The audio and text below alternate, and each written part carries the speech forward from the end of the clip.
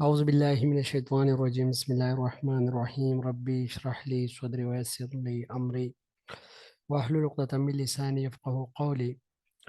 अच्छा, आज हम हमारा सातवां लेक्चर है। ये इंटरव्यू प्रिपरेशन के हवाले से जितने भी क्वेश्चन हो रहे हैं उसको हम टाइम टू टाइम क्लियर कर रहे हैं। ठीक है। अच्छा जी, क्वेश्चन पूछा गया है कि KPPSC कमीशन हेडमास्टर के इंटरव्यू में कि व्हाट इज़ लॉग बुक। ठीक है। तो लॉग बुक जो है ये एक रजिस्टर होता है जिसमें कमेंट और रिमार्क्स दोनों जो है ये होते हैं। कौन करते हैं? जो डिपार्टमेंट साइड से एक बंदा आता है तो वही इसमें जो उसकी एंट्री होती है वो करता है। जिस तरह आजकल जो आते हैं ये मॉनिटर्स स्कूलों में, तो उनका जितना भी काम होता है वो ज़्यादातर ही लॉग बुक में ही करते हैं, उसकी एंट्री होती है। ठीक है।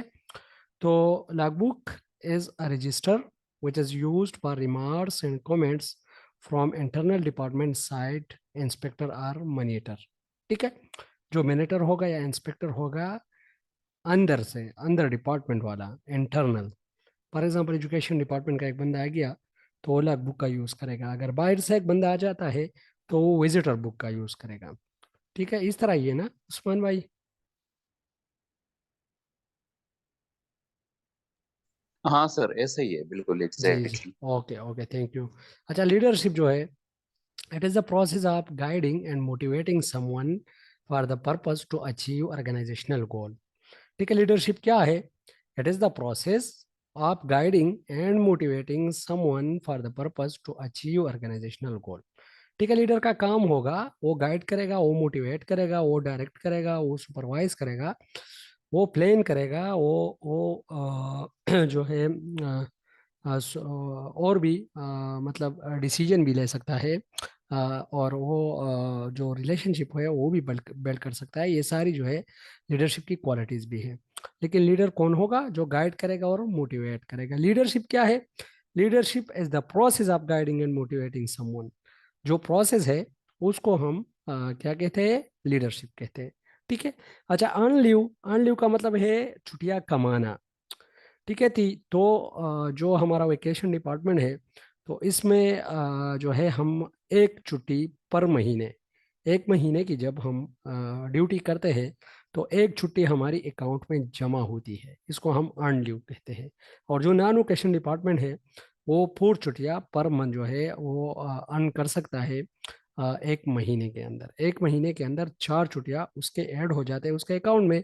और हमारे अकाउंट में एक छुट्टी पर मंथ जो है वो हो जाती है। इस पे हम क्या करते हैं? इस तरह के मौके आते हैं कि इसमें हम फॉर एग्जांपल एक बंदा हज के लिए जा रहा है तो हज के लिए जो वो लीव लेगा तो हज के लिए अलग सा कोई मतलब एज कैटेगरी नहीं है। तो इसी अर्न लीव से उसकी कटौती होगी। अच्छा, और अर्न लीव की जो होगी रजिस्ट्री वो इसकी सर्विस बुक में, बंदे की सर्विस सर्विस बुक में या पर्सनल फाइल में अर्न लीव की जो एंट्री होगी वो होगी। क्योंकि कैजुअल लीव जो है उसकी तो नहीं होती लेकिन अर्न लीव की होगी, क्योंकि इसकी कटौती जो है फिर काउंट होती है लास्ट में। जिस तरह वो LPR और लीव एनकेशमेंट तक जाता है तो फिर वहाँ से जो है बंदे की जो छुट्टियाँ है वो यहाँ से कट कट जाती है। अगर छुट्टियाँ अवेलेबल है तो फिर लीव एनकेशमेंट पे आप जा सकते हो। अगर छुट्टियाँ अवेलेबल नहीं है तो एक बंदा रिटायरमेंट से पहले फिर लीव इनकेशमेंट पे नहीं जा सकता। लीव इनकेशमेंट क्या है? अभी फॉर एग्जांपल एक बंदा है वो रिटायरमेंट तक पहुंच रहा है, उसका 1 साल है लास्ट। तो 1 साल की ड्यूटी, वो ड्यूटी की बजाय छुट्टी लेता है। उसी सिचुएशन में जब उसके अर्न लीव अवेलेबल हो, अगर अर्न लीव अवेलेबल ना हो फिर वो छुट्टी नहीं ले सकता। और उसी 365 दिनों की या 1 साल की उसको लम सम टोटल अमाउंट जो है सैलरी उसको मिलेगी, लेकिन जस्ट बेसिक पेज मिलेंगे, जो कन्वेंस अलाउंस होंगे वो उसमें इंक्लूड नहीं होंगे। ठीक है। 365 दिनों की जो छुट्टियां मिलती है और छुट्टी मिलती है तो वो अन ड्यू से उसकी डिडक्शन होगी। उसी सूरत में जब अन ड्यू अवेलेबल हो, अगर ना हो तो फिर उसमें जो है वो नहीं कर सकता। ठीक है। अच्छा, drop out ratio in KP and Pakistan. Pakistan में ड्रॉप आउट रेशो और स्पेसिफिकली KP में, ठीक है, एक रिपोर्ट शाया होता है, PSLM हम इसको कहते हैं। ये रिपोर्ट है क्या और कौन ये शाया करता है? हम एक प्रोग्राम है पाकिस्तान रूरल सपोर्ट प्रोग्राम या पाकिस्तान सपोर्ट प्रोग्राम हम इसको कहते हैं। वही जो है हर एक जो प्रोविंस है उसमें अलग अलग सर्विस कंडक्ट करता है। और वही जो है उसकी ये रिस्पॉन्सिबिलिटी के है कि जो भी प्रोविंस है उसके अंदर और फिर स्पेसिफिकली डिस्ट्रिक्ट के अंदर जितनी भी लिटरेसी रेशो है या ड्रॉप आउट रेशो है, ये सारी चीज़ें कैलकुलेट करना उसकी ड्यूटी है। ठीक है। PSLM का मतलब है पाकिस्तान सोशल लिविंग मयरमेंट सर्वे। पाकिस्तान सोशल लिविंग मयरमेंट सर्वे। ठीक है। ये 2020 की ही रिपोर्ट है, उसके बाद इन्होंने सर्वे नहीं की है। उसी के मुताबिक 32% जो है ये ऑल ओवर पाकिस्तान में ड्रॉप आउट रेट है। और KP में भी ये 32% ही है। पाकिस्तान में भी 32% है और KP में भी ये 32% है, सेम ही फिगर है। इसमें कंट्रडिक्शन हो सकता है, कोई और रिपोर्ट पढ़ के आप लोग कह सकते हो कि हाँ ये तो 27% है, हाँ 37% है, लेकिन जो अथेंटिक सोर्स होता है स्पेसिफिकली उसको ही आप लोगों ने मेंशन करनी है। क्योंकि अगर हम देखें तो एक क्वेश्चन पूछा जाता है कि current literacy rate of Pakistan क्या है। तो करंट लिटरेसी रेट अगर आप लोग 2002 टू 2022 की नेशनल इकोनॉमिक सर्वे रिपोर्ट अगर आप लोग देख लो तो उसमें ऑलमोस्ट 71-72% है। लेकिन जो हमारे और रिपोर्ट्स है उसमें 62 और 63% है। अभी जो रिसेंट इससे पहले जिस गवर्नमेंट में शहबाज शरीफ की गवर्नमेंट में जो आई थी तो उसमें 71% के लगभग है। ठीक है। टॉप पे जो हमारा सूबा है तो पंजाब है जिसमें 67% है। और इस तरह के और जो सूबे है वो है। ठीक है। लेकिन कंट्रडिक्शन इसमें थोड़ी सी है। और जितने भी रिपोर्ट है इससे पहले जो रिपोर्ट है इसमें 62.8%, मतलब ऑलमोस्ट 63 पॉइंट जो है वो लगभग इसकी जो लिटरेसी रेशो थी। KP के हवाले से मैं आप लोग को बताऊं तो KP की लिटरेसी रेशो जो थी वो पिछले रिपोर्ट के मुताबिक 51% थी। अभी स्लाइटली इंक्रीज इसमें आ गई है, 55% तक ही इंक्रीज हो गई है। और अभी जो रीसेंट सर्वे है, जो नेशनल इकोनॉमिक सर्वे रिपोर्ट है, उसमें KP की जो लिटरेसी रेशो है वो 55 पॉइंट समथिंग है। लेकिन 55 जो है ऑलमोस्ट यही फिगर ही काउंट होता है। ठीक है। तो ये है लिटरेसी और ड्रॉप आउट रेशो इन पाकिस्तान। ठीक है। अच्छा, ड्रॉप आउट रेशो जो है स्पेसिफिकली फीमेल में ज़्यादा है और मेल में कम है। ठीक है। चूंकि फीमेल के लिए रिसोर्सेज इतनी अवेलेबल नहीं है और ज़्यादातर रूरल जो फीमेल है उनके लिए तो बहुत ही ज़्यादा मसाइल है, दैट्स वाई तो जितने भी ड्रॉप आउट रेशो है वो फीमेल में ज़्यादा है एज कम्पेयर टू मेल के। ठीक है। अच्छा, पीपलपन क्या होता है ये क्वेश्चन पूछा गया है। पीपलपन जो है, जब एक स्टूडेंट आता है स्कूल में एडमिशन लेता है तो उससे हम सर्टन अमाउंट लेते हैं, उससे हम एडमिशन फ़ी लेते हैं, उसको हम पीपल फंड कहते हैं। और उसको हम पीपल फंड के मद में फंड अकाउंट जो होता है स्कूल का फंड अकाउंट उसमें जमा करते हैं। याद रखिएगा, स्कूल के दो अकाउंट होते हैं जो मिडिल और हाई स्कूल होते हैं, उसके दो अकाउंट होते हैं जो हाई और हायर, अच्छा मिडिल और प्राइमरी स्कूल के दो अकाउंट होते हैं और जो हाई और हायर सेकेंडरी होते हैं उसके तीन अकाउंट होते हैं। ये जो दो अकाउंट है, इसी दो अकाउंट में जो फंड, एक फंड अकाउंट है और एक PTC अकाउंट है। PTC तो कल हमने डिटेल में उस पर बात की थी। फंड अकाउंट में ज़्यादातर वही पैसे जमा होते हैं जो स्टूडेंट से जो पाए एडमिशन दिया जाता है वो भी उसमें आता है। हाँ, कभी कभी गवर्नमेंट जब नॉन डेवलपमेंटल बजट ज़्यादा रकम देता है तो वो भी फंड अकाउंट में ही ट्रांसफ़र होती है। ठीक है। इसी तरह ये ना उस्मान भाई।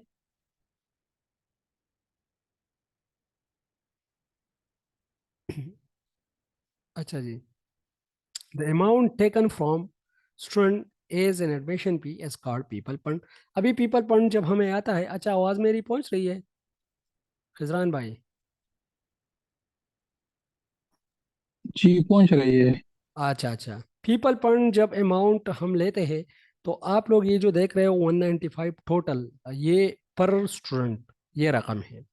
लेकिन ये मिडिल स्कूल का स्टेटिस्टिक है नंबर 1 और ये KP का स्टेटिस्टिक है।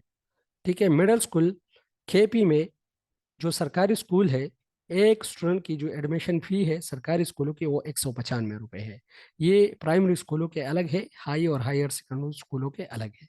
लेकिन जो हमारा मिडल सेटअप है उससे हम, फॉर एग्जांपल एक स्टूडेंट 6 क्लास 7 क्लास और 8 क्लास इसमें एडमिशन लेता है तो हम उससे 195 रुपये लेते हैं एडमिशन के टाइम के वक्त। ठीक है। ये 195 रुपये कहा जाता है। अभी देखो, स्पोर्ट्स फंड में 50 रुपये इसके जाते हैं, ठीक है, ये सारे स्कूल के फंड में जमा होते हैं। एग्जामिनेशन में 70 रुपये है, मेडिकल में 15 रुपये है पर स्टूडेंट। ठीक है, पुअर फंड में 20 रुपये है, रेड क्रिसेंट 5 रुपये है। अभी देखो रेड क्रिसेंट में इस तरह होता है कि हम इस 5 को डिवाइड करते हैं और जो पोर हिस्से होते हैं मतलब 80% ये गवर्नमेंट को चला जाता है और 1% जो है वो स्कूल के लिए रहता है। फॉर एग्जाम्पल 5 रुपये है तो इसमें 1 रुपया स्कूल की मलकियत है और 4 रुपये जो है पर स्टूडेंट वो डीओ ऑफिस की शेयर है। ये क्वेश्चन भी पूछा गया है कि डीओ ऑफिस की शेयर कितनी है। अच्छा, स्काउट फंड का भी पूछा गया है कि इसकी शेयर्स कितने हैं। इसी एक क्वेश्चन से पीपल फंड से 3 क्वेश्चन पूछे गए हैं कि पीपल फंड है क्या, स्काउट फंड की शेयरिंग क्या है, इसका अमाउंट क्या है और डीओ को कितना शेयर मिलता है। ठीक है, तो रेड क्रेसेंट से और स्काउट से ये जो लास्ट वाले हैं इनसे जस्ट शेयर मिलते हैं और जितने भी है इनसे शेयर डीओ ऑफिस को नहीं मिलते। रेड क्रेसेंट से 4 रुपये ऑफिस को जाते हैं पर स्टूडेंट और 1 रुपया जो है वो स्कूल के फंड में जमा होते हैं। नंबर 1, स्काउट में से 10 रुपये जो है वो जाते हैं स्कूल फंड में डीओ ऑफिस को 10 रुपये, और जो 25 रुपये होते हैं वो स्कूल के फंड अकाउंट में जमा होते हैं। ये दो ऐसे हैं। रेड क्रेसेंट में जो फिफ्थ हिस्सा है जो 80% है, 80% चला जाता है डीओ ऑफिस को। तो 5 का अगर हम 80% बना ले तो मतलब ये कि 4 रुपये जाएंगे डीओ ऑफिस को और एक जो रुपया होगा वो जाएगा हमारे पास स्कूल के अकाउंट में। ठीक है। अच्छा, स्काउट का जो फंड है 35 रुपयों में से 10 रुपये जो है वो जाएंगे डीओ ऑफिस पर स्टूडेंट, और जो 25 रुपये है वो जो है स्कूल अपने साथ अपने मिल्कियत में रखेगा।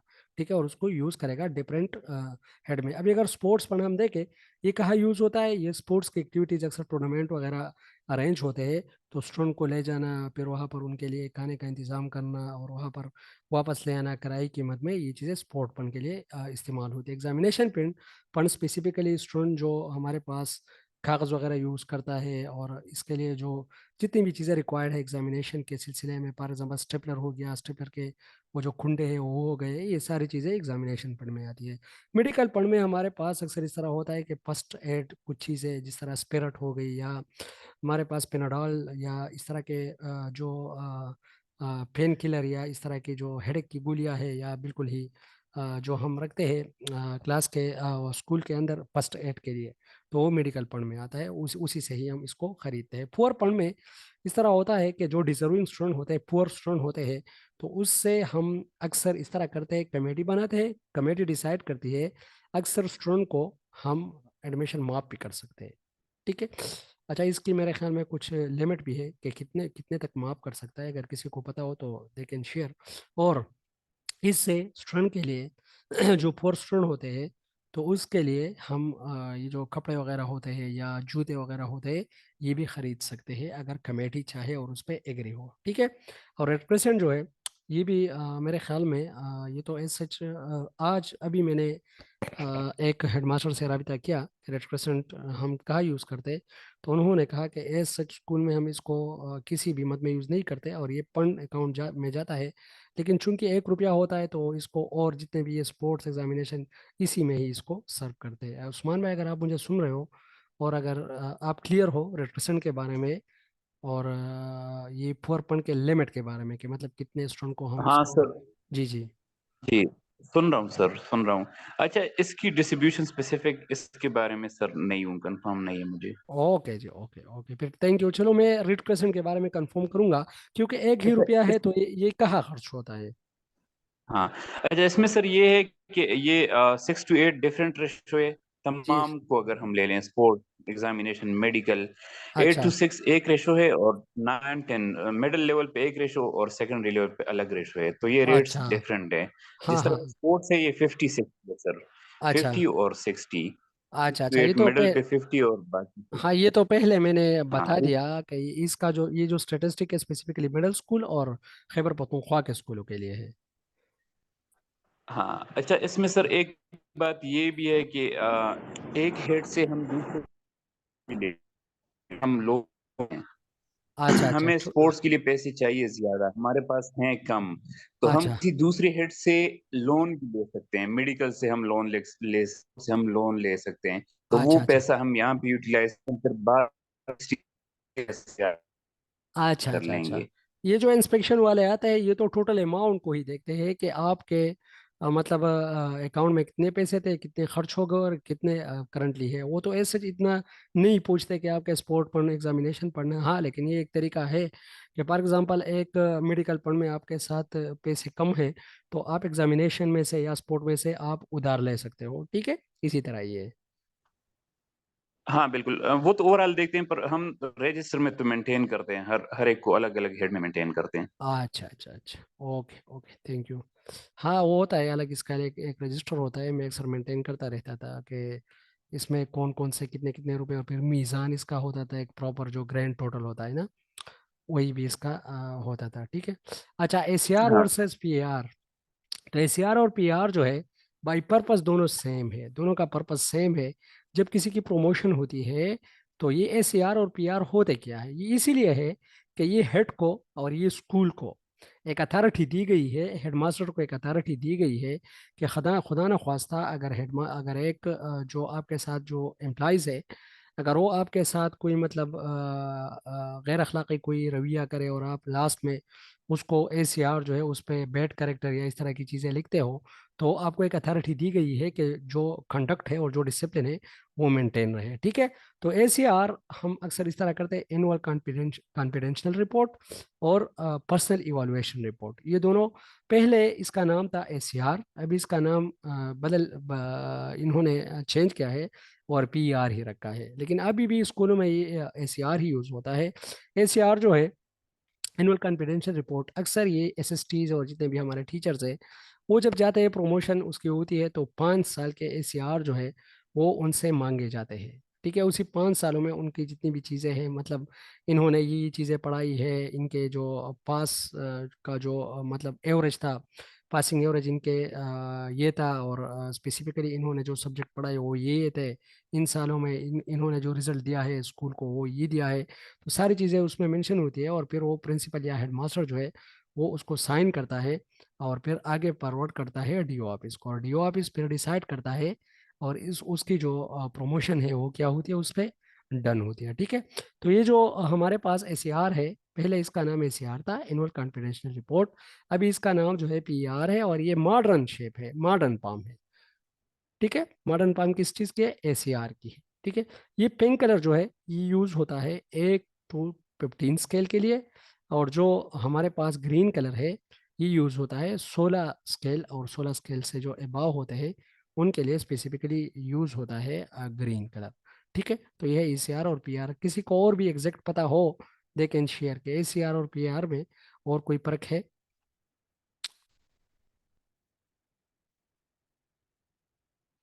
अच्छा जी। हिडन करिकुलम क्वेश्चन पूछा गया है। करिकुलम को इंशाल्लाह हम पढ़ेंगे, नेक्स्ट हमारा जो चैप्टर होगा मैं कोशिश करूंगा, क्योंकि साइकोलॉजी में इंशाल्लाह अभी इतनी चीज़ें नहीं है। कल से हम कोशिश करेंगे कि इंटेलिजेंस और इंटेलिजेंट जो है वो स्टार्ट कर ले, उसकी थियरी स्टार्ट कर ले, वो थोड़ा हमने पढ़ना है, वो थोड़ा इंपॉर्टेंट है। वो पढ़ेंगे, और फिर इंशाल्लाह आगे हम देखेंगे अगर हाँ वो पियाजे पढ़ेंगे और वाइगास की थोड़ा पढ़ेंगे, उसको टच करके इंशाल्लाह आगे हम जाएंगे फिर ये करिकुलम की तरफ। ठीक है। अच्छा, हिडन करिकुलम पूछा गया, hidden curriculum. Excuse me sir, जी जी। एक्सक्यूज मी, ये जो एसीआर है ये फिर आगे किसी दिन इतना बता दे, इसकी जो हायरार्की है कि जैसे कि प्राइम पीएचडी टीचर्स के लिए हेड टीचर लिखता है, फिर हेड अच्छा टीचर का अच्छा, कौन लिखता है, उस तरह का अक्सर ये भी पूछते हैं ना। ओके ओके, ये ठीक है। मेंशन है उसी बुक में, मेंशन है, इंशाल्लाह उसको मैं कलेक्ट करके कल के क्लास में इंशाल्लाह इंक्लूड कर लूंगा। ठीक है। ओके। ओके जी, ठीक। ओके। थैंक अच्छा, हिडन करिकुलम जो है ये एक ऐसा करिकुलम है जो रिटर्न में ना हो।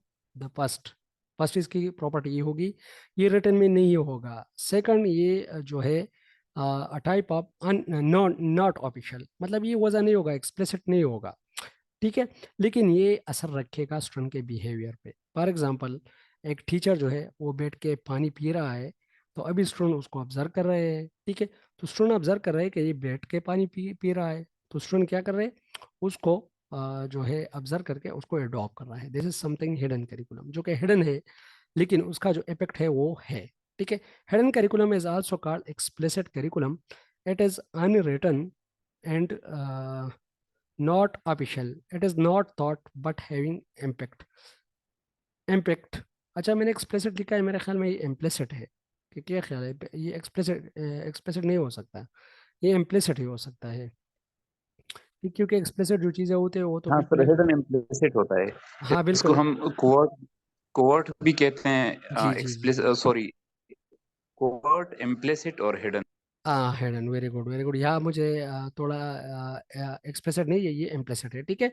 तो हिडन करिकुलम जो है ये इम्प्लिसिट करिकुलम है, इट इज़ अनरिटन। एक्सप्लिसिट का मतलब ये है वाजी है, और इम्प्लिसिट का मतलब ये है गैर वाजी, ठीक है।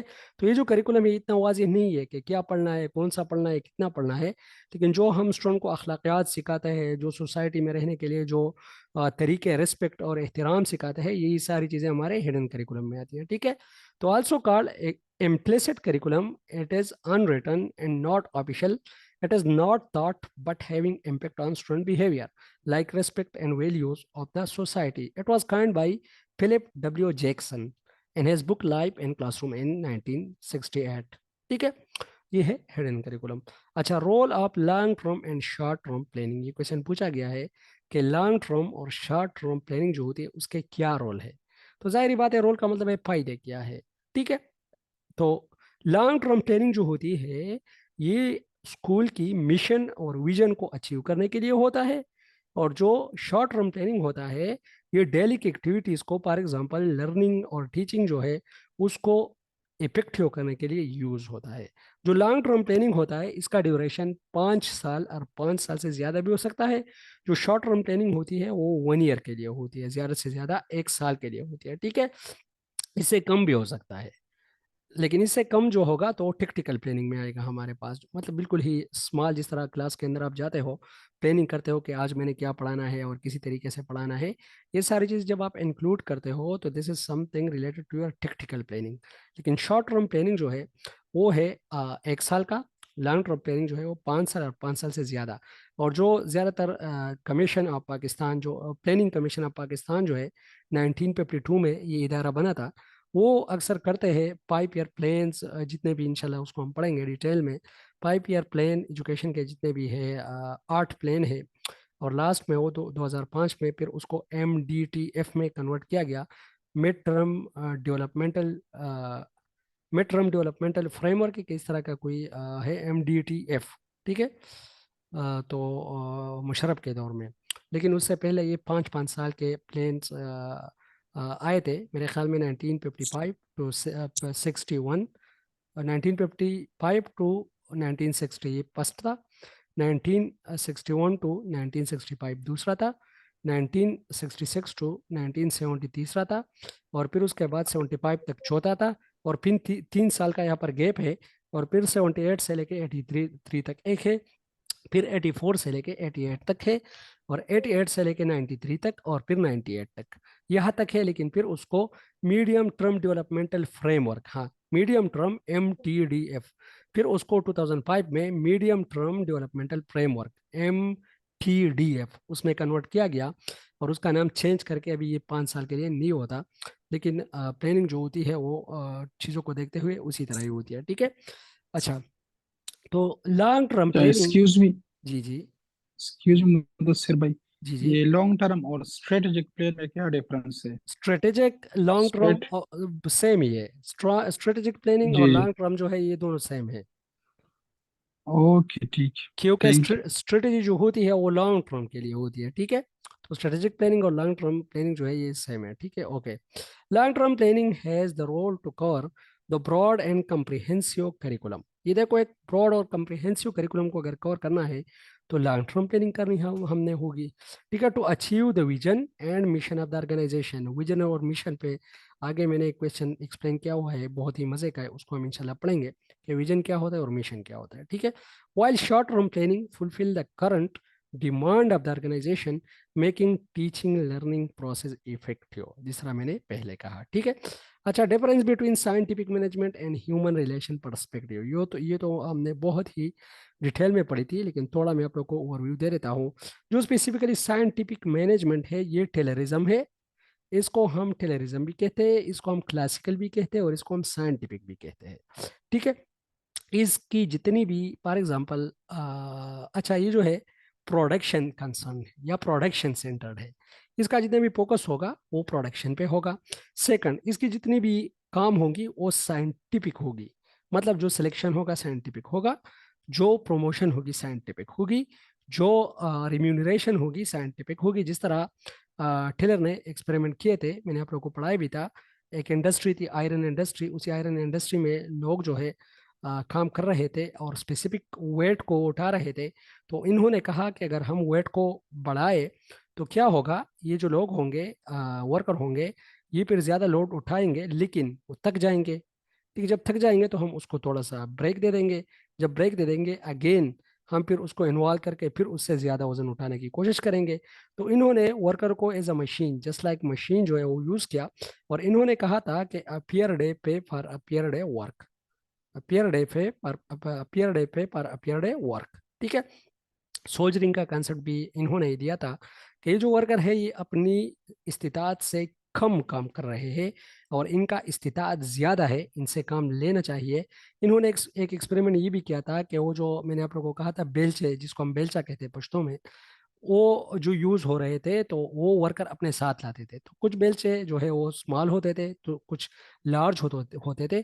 तो इन्होंने इस तरह किया कि फिर इंडस्ट्री को हुक्म दी, कंपनी को हुक्म दी कि आप जो है ऑप्टिमल साइज के ऐसे बेलचे बनाओ कि जिससे वजन जो है जो मवाद जिससे हम वो उठाते हैं वो मतलब बिल्कुल नॉर्मल हो, ना ज़्यादा हो बिल्कुल और ना कम हो।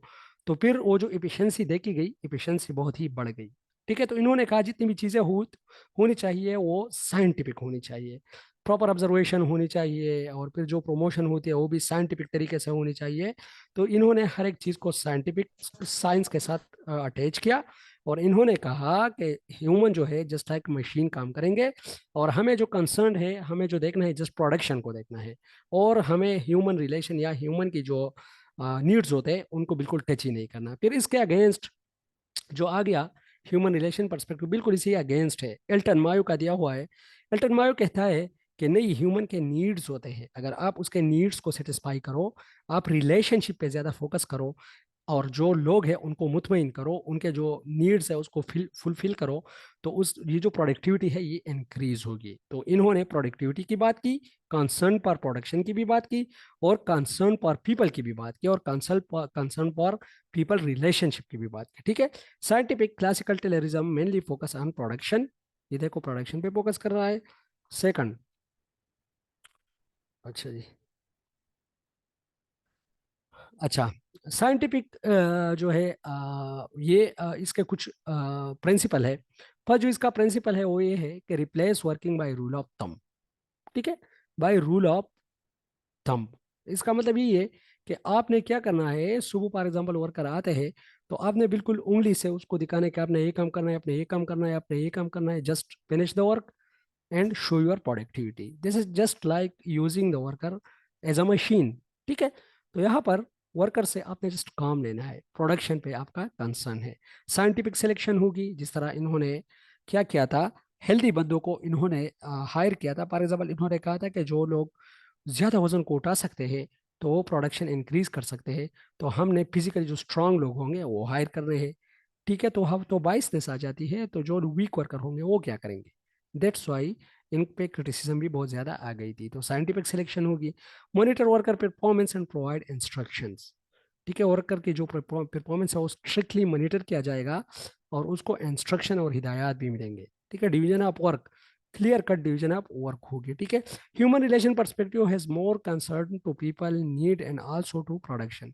मैंने आप लोग को कहा कि ह्यूमन रिलेशन परस्पेक्टिव जो दिया है ये एल्टन मायो का है और ये कहती है कि पीपल के जो कंसर्न है, पीपल के जो नीड्स है उस पर ज्यादा फोकस करना चाहिए, then they focus on worker needs, communication, group dynamics. ठीक है, ये भी है। अच्छा, ये एक क्वेश्चन पूछा गया है बहुत ही मुश्किल से, मैंने ये चीज़ें कलेक्ट की है कि स्वॉट एनालिसिस ऑफ हेड मास्टर, अगर फॉर एग्जांपल आप हेड मास्टर बन जाओ तो आप अपना एक स्वॉट एनालिसिस कर लो। याद रखिएगा 4 वर्ड्स है, strength, weaknesses, opportunities and threats. ठीक है, स्ट्रेंथ और वीकनेसेस जो है ये इंटरनल है, अपॉर्चुनिटीज और थ्रेट्स जो है ये एक्सटर्नल है। इसको जब आप लोग डिवाइड करोगे आप लोगों के लिए इजी बन जाएगा। ठीक है, स्ट्रेंथ और वीकनेसेस, अगर ये पूछा जाए कि अपनी बताओ या हेडमास्टर की बताओ, इसका मतलब ये है कि इसका ताल्लुक ज़ात से होगा। अगर ये कहा जाए कि स्ट्रेंथ और वीकनेसेस या अपॉर्चुनिटीज एंड थ्रेट्स ये बताओ, तो इसका ताल्लुक फिर ऑर्गेनाइजेशन से होगा। आप लोगों ने फिर ऑर्गेनाइजेशन को देखते हुए उनकी चीज़ों को पिक करना है, ठीक है। तो स्ट्रेंथ क्या है?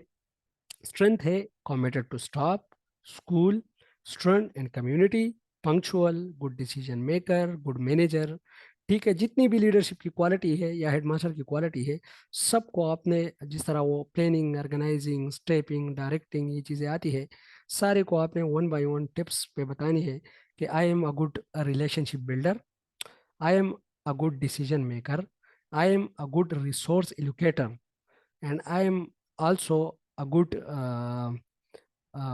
supervisor. I am a good inspector, and I'm also a good mentor. I am also a good coach. ठीक है, तो ये सारी आपकी क्या है, ये स्ट्रेंथ्स है। ठीक है, अभी वीकनेसेस क्या है? वीकनेसेस में आप लोगों ने ऐसी वीकनेसेस बतानी है जो आपकी स्ट्रांग पॉइंट को शो करे। आपका वीकनेस भी हो लेकिन वो आपका स्ट्रांग पॉइंट बन जाए। फॉर एग्जांपल आप कहते हो उसको कि मैं लेजी हूँ, तो फिर तो ठीक है, फिर तो बात ही खत्म हो गई। वो तो कहेंगे कि आप लेजी हो तो आप क्यों यहाँ आए हो, अब क्यों आपको सेलेक्ट करें। अगर आप उसको कहते हो कि सर मुझ में एक खामी है, जब तक मैं अपना काम कंप्लीट ना करूँ मैं मुझे नींद नहीं आती, तो ये देखो आपकी वीकनेस भी हो गई, लेकिन वहां पर ये आपका स्ट्रांग पॉइंट है, क्योंकि ये एक अच्छी क्वालिटी है। जब तक लोग काम कंप्लीट ना करें और उसको नींद ना आए, तो ये तो अच्छी लोग की क्वालिटी है। तो आपकी जो वीकनेस है ये आपकी स्ट्रांग पॉइंट बन जाए। तो वीकनेस बताते हुए आप लोगों ने बहुत ही ज्यादा एहतियात से काम लेना है, ठीक है। तो वीकनेस जो है, इनसफिशिएंट अटेंशन टू पेडागोजी, मतलब पेडागोजी पे इतना ज़्यादा मैं अटेंशन जो है मेरी इतनी ज़्यादा नहीं है। अगर आप लोगों से पूछ रहे कि क्यों, तो इसीलिए कि मैं बिजी रहता हूँ अपने मैनेजिंग वर्क्स में, मैं इंटेलिजेंट रहता हूँ, दैट्स वाई उस पर मेरा अटेंशन इतना ज़्यादा नहीं होता, लेकिन फिर भी मैं कोशिश करूंगा कि इस पे अटेंशन दूँ। अच्छा, restless until completion of my work, मुझे बिल्कुल ही चैन नहीं मिलता जब तक मैं अपना काम कंप्लीट ना करूँ। ट्राई टू ओवरकम लोनलीनेस, मैं कोशिश करता हूँ कि मेरी जो लोनलीनेस है मैं उसको ओवरकम करूँ। ठीक है, तो जाहिर बात है एक बंदा लोनलीनेस तब महसूस करता है जब वो काम ज़्यादा करता है। ठीक है, increase anxiety when parent not visiting school, ये देखो, इंक्रीज एंजाइटी, जब पेरेंट्स स्कूल नहीं आते तो मुझे एंजाइटी होती है। मतलब ये कि जो पीटीसी मीटिंग है इसको मैंने बिल्कुल ही रेगुलरली अरेंज करनी है। थिंक मोर स्पीक लेस, ज़्यादा सोचता हूँ और कम बोलता हूँ। तो ये जो चीज़ है ये तो आपके स्ट्रांग पॉइंट्स है, लेकिन वीकनेसेस में भी आ गए। ठीक है, अच्छा, अपॉर्चुनिटीज़ क्या है? कम्युनिटी इन्वॉल्वमेंट, सोसाइटी, सारी चीज़ें आपके साथ जो है ये अपॉर्चुनिटीज़ है। और जो है आपके साथ अपॉर्चुनिटीज़ हो सकती है सोशल मीडिया, आपके साथ अपॉर्चुनिटीज़ हो सकती है जो लोकल डिमांड्स है वो हो सकती है। आपके साथ जो अपॉर्चुनिटीज़ हो सकती है वहाँ पर जो फॉर एग्जांपल लोग हैं, मदारिस है, मॉस्क है, जितने भी है वो आपके अपॉर्चुनिटीज़ है जो कि आपको जो है स्ट्रेंथ कर सकता है आपके स्टूडेंट को, आपकी जो है वो स्कूल को और ऑर्गेनाइजेशन को। ठीक है, थ्रेट्स क्या है? लो जॉब अवेलेबिलिटी, मतलब आगे ये देखो मैंने आप लोग कहा था कि ये दोनों एक्सटर्नल चीज़ें हैं।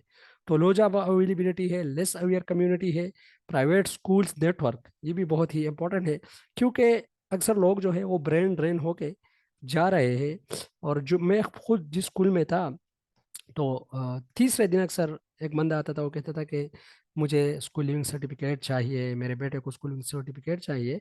मैं उनसे रीज़न के बारे में जब पूछता था तो वो कहता था कि यार मैंने इसको मदरसे में दाखिल करना है। ठीक है, तो बात तो ठीक है, अच्छी बात है, ये सच में इसको क्रिटिसाइज नहीं कर रहा, लेकिन brain drain to religious institution, ये जो है बहुत ही ज़्यादा एक इशू है, प्रॉब्लम तो नहीं कह सकते। ठीक है, तो ये है हमारे पास थ्रेट्स। ठीक है, अच्छा, कोई अगर कोई अच्छा सा पॉइंट या कोई वैलिड पॉइंट शेयर करना चाहता हो या चाहती हो, दे कैन शेयर, क्योंकि शेयर से हम क्या करेंगे, सीखेंगे एक दूसरे के साथ। जिस तरह एक अच्छा पॉइंट आ गया कि ये जो एसीआर और पीआर है, इसके लिए जो अथराइज्ड बॉडी है उसको भी आप अगर हायरार्की में एक्सप्लेन कर दो तो ये भी इंशाल्लाह हमें समझ आ जाएगी ये चीज़ें।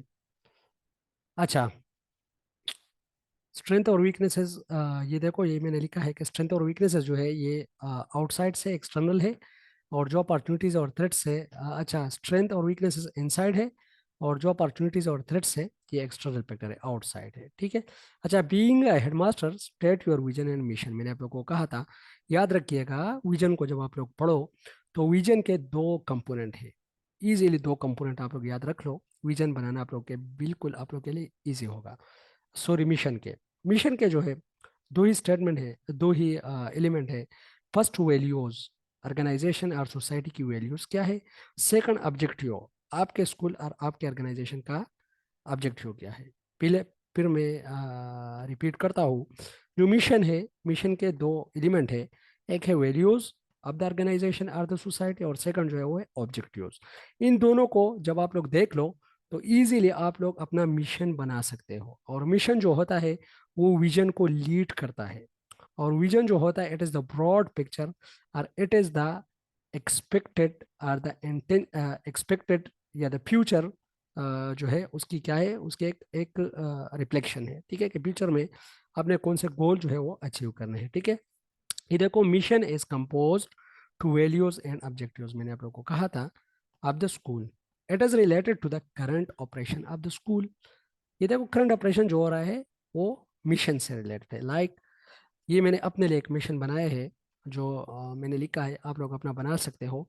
Holistic development of the school community, ये मेरा मिशन है, मिशन स्टेटमेंट है, holistic development of the school community.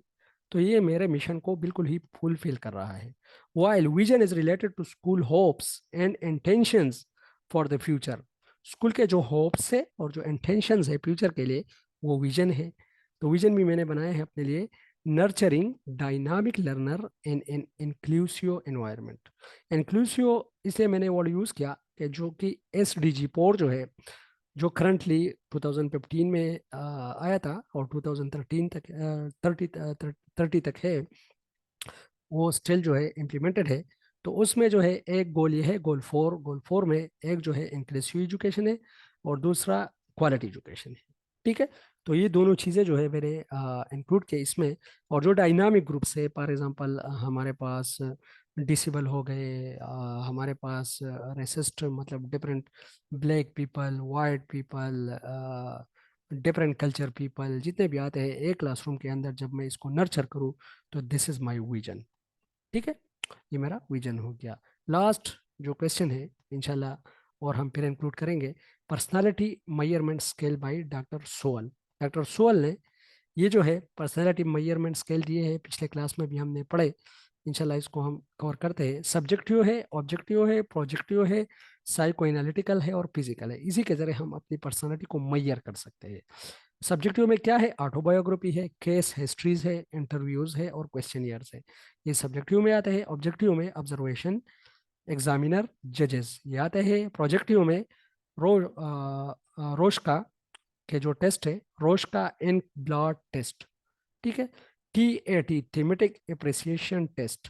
CAT, CAT का मतलब है चिल्ड्रन एप्रिसिएशन टेस्ट। PAT का मतलब है पिक्चर एप्रिसिएशन टेस्ट। WAT का मतलब है वर्ल्ड एप्रिसिएशन टेस्ट। ये सारे टेस्ट है, ठीक है। अच्छा, इनकम्प्लीट सेंटेंस, ये एसोसिएशन नहीं है, वर्ड एसोसिएशन टेस्ट। हाँ, वर्ड एसोसिएशन आगे आ रहा है, वो तो उसमें है ना, साइको एनालिटिकल में है, प्री वर्ड एसोसिएशन। अच्छा, WAT की बात कर रहे हो। जी जी जी, ये अच्छा अच्छा, टेट चलो इसको डब्ल्यू। इसको इसको कंफर्म कर लेंगे। वर्ल्ड एप्रिसिएशन टेस्ट है कि ये वर्ल्ड एसोसिएशन टेस्ट है, लेकिन ऊपर वो जो है ये एसोसिएशन नहीं है, ये एप्रिसिएशन है, ठीक है। अच्छा, इनकम्प्लीट सेंटेंस टेस्ट है, प्ले टेक्निक है, प्ले टेक्निक में भी जो है मेजर किए जाते हैं ये पर्सनालिटी। और प्रोजेक्टिव टेस्ट में वो जो हमने क्लास में पढ़ा था, MMPI, Minnesota multi basic inventory, और वो जो हमने पढ़ा था PF16, जो पर्सनालिटी फैक्टर 16 होते हैं, वो भी इसी प्रोजेक्टिव टेस्ट के अंदर आते हैं, ठीक है। साइको एनालिटिकल में फ्री एसोसिएशन ऑफ वर्ड्स, जिस तरह हमारी जो होती है इंट्रोस्पेक्शन, उस टाइप की एक चीज़ है pre association of words. Dream analysis, ये हमारे साइको एनालिसिस में आती है। अच्छा, फिजिकल टेस्ट में मैंने आप लोग को कहा था हार्ट बीट किया जाता है, रिस्पायरेटरी जो सिस्टम है उसको